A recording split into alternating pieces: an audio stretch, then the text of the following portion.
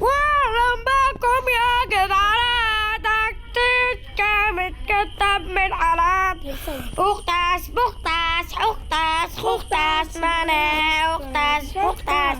النهارده يا جدعان أول مرة نعمل فيديو مع بعض ونلعب الجدع جدودة. النهارده يا جدعان معلش احنا جمعنا شوية حاجات بسيطة يعني عشان ما نطولش الفيديو، وانا دلوقتي راح اعمل مهماتي والجدة ساعد والجدة ساعد والجدع صاحب والجدة ساعد والجدة ساعد وبتاع. يلا بينا على مهماتي بعد اذنك يا جدة. لقيت حاجات كتير ومش عارفة أحطها فين. ده انا هروح مهمات اموتها المهمات الوحشة دي. شاش قالت لي تعالي، قلت لها في ايه يا ساس؟ قالت لي تعالي خدي بتاعت العنكبوت دي وديها للكوخ.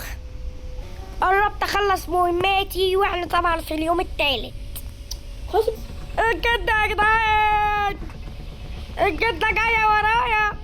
تعالى دماغي مقسري حطي الحقني يا جدة، حطي الحقني حيري ايرك يا جدة، رش عليك الرشاش.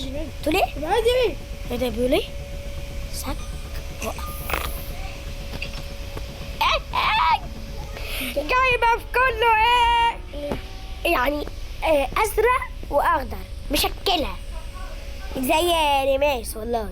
والله كده 5 اخضر، قصدي 5 ازرق، 5 ازرق و2 اخضر مشكلة زيها يعني مش قوي. دخلنا عند انجلينا وشاش قالت لي عندك مهمة صعبة فتعالي ورايا. يا ربي يا ربي يا ربي، انت فينك ساس؟ انت فينك؟ دخلتي فين؟ دخلتي فين يا ساس؟ رقم 1 ولا رقم 2؟ امسكوه. طب نروح عند الأسانسير. امسكوه ولا لا؟ لا مش هتمشي. تعال.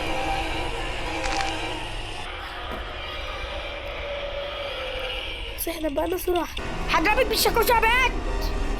شاش خايفة منها فأنا قلت لها إن أنا هضربها بالشاكوش. شافت؟ يلا ساس، يلا ساس، بس يا ساس يا وساس. امشي بقى انت اعملي المصالحة.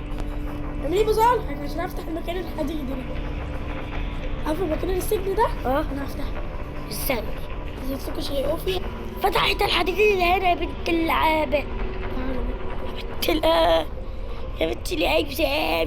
مفتاح الأغراض. المفتاح الأخضر احنا مجمعين الفلوس كلها. والله؟ خيرا يا جدعان. ساس قالت لي تعالي يا بنت افتحي الحاجات دي.